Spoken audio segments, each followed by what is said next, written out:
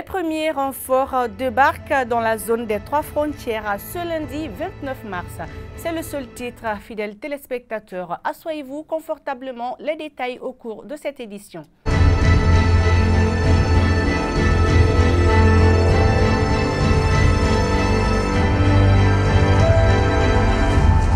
Nous sommes mardi 30 mars 2021. Mesdames et messieurs, bonsoir et bienvenue dans cette édition. Plus d'une année après la mise en place de l'opération circulation alternée, quels sont les changements que cela a apporté sur les routes concernées? Ramatou Haïdara et Ibrahim Massou pour le reportage.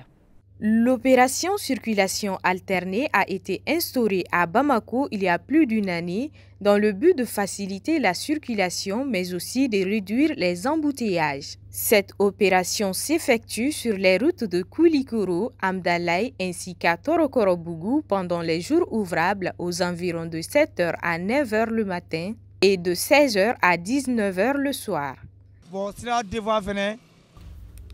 Cette opération facilite certes la circulation, mais cela n'arrange pas tout le monde.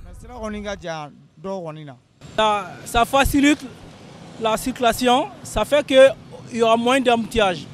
Le matin, parce que les gens sortent de chez eux pour aller au service. Donc si on met en deux sens, ça va créer trop d'embouteillages. Le fait que ça a un sens unique, je pense bien ça facilite la circulation. Ça donne moins d'embouteillage et les gens sont tranquilles. Et je crois que c'est une bonne idée à exploiter, à faire partout. Les usagers trouvent cette initiative des autorités salutaire, mais estiment qu'ils doivent songer à multiplier les échangeurs. 1200 soldats tchadiens ont atteint ce lundi matin la frontière entre le Burkina et le Mali et fait la jonction avec 900 soldats de la force conjointe et un sous-groupement tactique désert de la force Barkhane. La force conjointe G5 Sahel, mais aussi la force Barkhane vont donc aujourd'hui, dans une synergie d'action, pouvoir être d'un important appui militaire face aux groupes armés terroristes. Les éliminatoires de la CAN 2021 au Cameroun touchent à leur fin aujourd'hui, 30 mars 2021. Mais avant les derniers matchs de la dernière journée, on connaît déjà les 95% des pays qualifiés sur les 24 et le nombre de leur participation à la CAN. Un commentaire de Sékou Diarra. Alors que d'autres pays se sont qualifiés depuis la 4e journée, certains pays sont obligés d'attendre leur dernier match pour la validation de leur ticket à la phase finale. Les pays qualifiés pour la phase finale sont le Cameroun pays hôte, 20e participation, le Sénégal, 16e participation, l'Algérie, 19e participation, le Mali, 12e participation, la Tunisie, 20e participation, le Burkina Faso, 12e participation, la Guinée-Conakry, 13e participation, les Comoriens et les Gambiens sont à leur première participation à la CAN. L'Égypte, 25e participation, le Gabon, 8e participation, le Ghana, 23e participation, la Guinée équatoriale 3e participation, le Zimbabwe 5e participation, le Maroc 18e participation, la Côte d'Ivoire 24e participation, le Nigeria 19e participation, le Soudan 9e participation, le Malawi 3e participation, l'Éthiopie 11e participation, enfin la Mauritanie 2e participation consécutive à la CAN. Notons qu'il reste encore 3 tickets pour ces 7 pays à la CAN 2021 au Cameroun, à savoir dans les groupes F, le Cap-Vert, le Rwanda et la Mozambique. Dans les groupes I, le Congo-Brazzaville et la Guinée-Bissau. Dans les groupes L, enfin, le Bénin ou encore la Sierra Leone. À présent, mesdames et messieurs, faisons le tour de l'actualité internationale avec Aminata Koumari.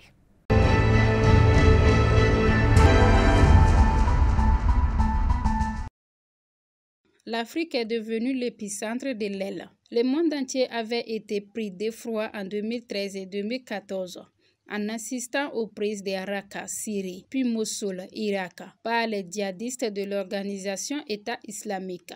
Le groupe terroriste rompu aux attentats et la guérilla comptait sur ces territoires conquis pour prouver sa capacité à administrer des régions. 7 ans plus tard, les combattants de Daesh ont été chassés des villes d'Irak et de Syrie. Ils sont contraints de se terrer dans des zones reculées du Levant, d'où il mène des attaques de moindre envergure. Mais il est resté actif sur d'autres fronts, notamment en Afrique. Mercredi 24 mars 2021, des combattants se proclamant de l'organisation L ont investi Palma, une ville du nord du Mozambique, un fait d'armes revendiqué de manière officielle. Ce lundi par l'organe de propagande de Daesh. La ville est stratégique. Elle servait de base à Total, en vue d'exploiter les gisements de gaz situés au large de la région du Cabo Delgado. L'entreprise pétrolière française a été contrainte de rapatrier à la hâte certains de ses employés, car la situation est confuse à Palma, comme dans toute la zone frontalière avec la Tanzanie.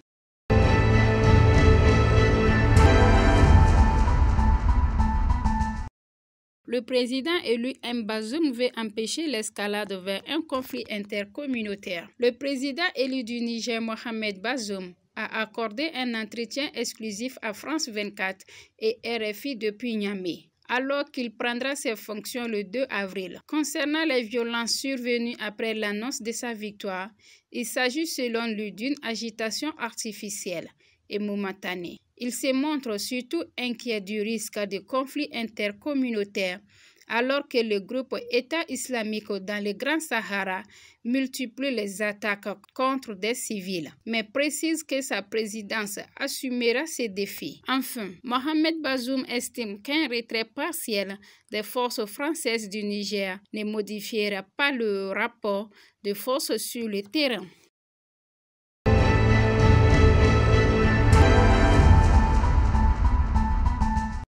Un accord en 30 pays. Téhéran a signé avec Pékin un pacte de coopération stratégique malgré les sanctions américaines. Mais la réalité est beaucoup plus contrastée. C'est un document de 5 pages, écrit en chinois et en persan. Selon l'alliance entre Pékin et Téhéran, intitulé Pacte de coopération stratégique de 25 ans. Cette feuille de route signée samedi à Téhéran par les chefs de la diplomatie chinoise et iranienne présente les domaines de coopération politique, stratégique et économique entre les deux pays pour les 25 années à venir. Relevé en juin dernier par la presse iranienne, l'accord avait suscité l'ire des milieux nationalistes, accusant la République islamique, étouffée par les sanctions américaines.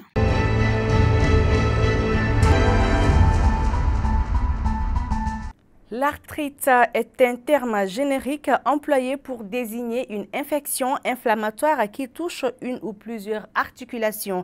Aiguë ou chronique, l'arthrite peut avoir différentes causes. Pour plus de détails, suivez ce reportage de Korotoumou Koulibaly et de Moussa Haïdara. L'arthrite est une inflammation des articulations pouvant toucher les autres structures qui les composent et peut également avoir plusieurs origines. C'est une pathologie qui atteint, comme je l'ai dit tantôt, qui atteint surtout les tout petits, les enfants, surtout à partir de l'âge de 3 ans. Donc comment la reconnaître? D'abord, l'installation elle est brutale. Donc ce sont des enfants qui vont se réveiller le matin et ils n'arrivent pas à se tenir sur le pied. Si c'est le membre supérieur, vous allez trouver que le membre il est impotent et l'installation est brutale. Très généralement, malheureusement, les microtraumatismes sont aussi incriminés, donc les parents ne peuvent pas se rendre compte automatiquement que c'est un problème infectieux. Donc ils vont accuser à tort une notion de microtraumatisme. Donc en dehors de ça aussi, on peut constater de tuméfaction, c'est-à-dire si c'est l'articulation du genou qui est atteinte, on va trouver une tuméfaction, c'est-à-dire un gonflement au niveau de l'articulation. Si c'est au niveau de la hanche, c'est très difficile de l'identifier, mais vous allez trouver sur les tout petits qu'il y a une flexion, c'est-à-dire la cuisse se réfléchit par rapport au tronc. Voilà, donc ça c'est lorsqu'il y a une atteinte de la hanche. Donc en plus de cela, il peut être accompagné par la fièvre. Les symptômes d'arthrite peuvent être de légers à sévères. La plupart des personnes atteintes d'arthrite doivent composer avec la douleur chronique, la fatigue, une mobilité restreinte, une humeur maussade et d'autres symptômes qui conjointement érodent leur qualité de vie. Malheureusement, les gens ne sont pas trop informés par rapport à l'arthrite et surtout chez les tout petits. Nous les recevons très généralement en phase tardive. Parce que lorsque l'enfant se réveille et qu'il boite ou bien il est complètement impotent, les parents ils les amènent chez les tradithérapeutes. Surtout s'il y a une notion de traumatisme. Donc ils vont accuser à tort une fracture. Donc ils vont amener chez ces personnes qui vont essayer de masser, soit ils vont dire qu'il y a une entorse, c'est-à-dire camoulono, ou qu'il y a une fracture sans preuve scientifique. Donc ils vont commencer à appliquer des pommades, tout ce qu'ils trouvent sous la main. Ils essaient de masser avec ça. Il y a certains qui massent même avec de l'eau chaude qui va entraîner des brûlures locales. Donc le plus grave c'est quoi? C'est ceux qui mettent des attelles de fortune, c'est-à-dire ils mettent des morceaux de bois et ils attachent. Donc quand ils attachent, il n'y a pas de retour sanguin. Donc le membre va se gonfler. Et parfois même, quand ils viennent ici et qu'on les examine, on trouve qu'il n'y a pas de fracture. Donc c'est des enfants qui viennent avec un syndrome de Loge, c'est-à-dire le sang ne retourne pas. Quand le sang ne va pas retourner, il va avoir un gonflement local et les muscles vont souffrir et parfois ça va aller jusqu'à la mort musculaire. Donc c'est ce qu'on appelle la nécrose. Donc parfois on est obligé de passer à l'amputation. Les médicaments, la kinésithérapie ou parfois la chirurgie peuvent contribuer à réduire les symptômes et à améliorer la qualité de vie du patient. Prévenir une arthrite, c'est très très difficile parce que c'est une infection qu'on peut avoir par plusieurs voies. Il y a la voie hématogène, c'est-à-dire les enfants qui ont des infections de la sphère oréenne ou qui font des trous ou bien qui ont des portes d'entrée, c'est-à-dire une plaie à distance peut être une porte d'entrée. Donc généralement ce sont des infections par voie hématogène. Donc au-delà de ça, l'infection peut survenir à la suite d'une piqûre au niveau de l'articulation.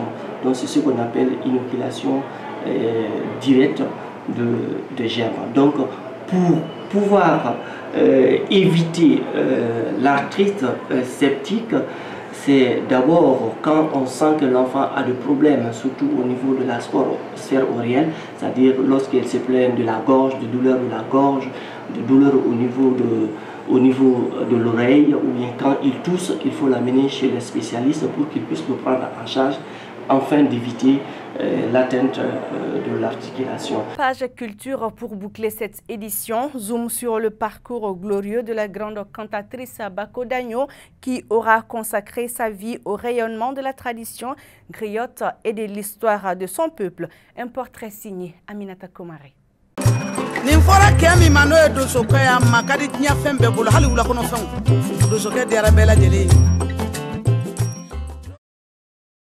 Né en 1948, Bako Dagno était originaire de la région de Kita, près de la frontière guinéenne. Réputé pour l'éloquence de ses griots, Bako suit très jeune sa mère animatrice des cérémonies familiales et entame ainsi son apprentissage encyclopédique des cultures ethniques du pays.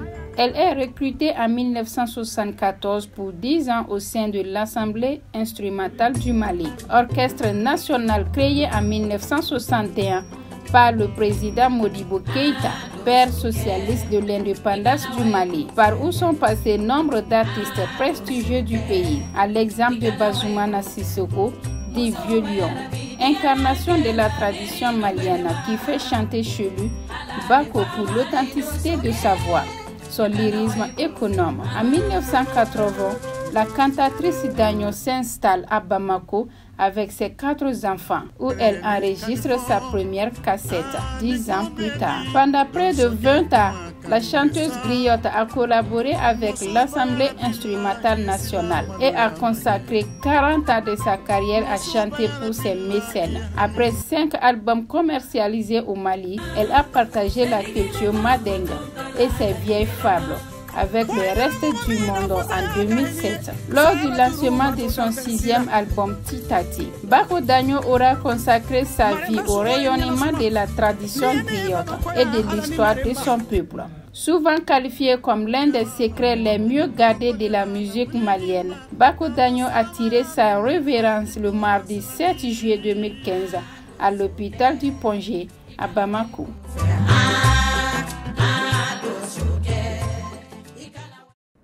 Et voilà, ainsi s'achève cette édition. Merci de votre constante fidélité. Demain, retrouvez Absetou Cissé pour une prochaine édition. Quant à moi, je vous dis à la semaine prochaine. Bonsoir.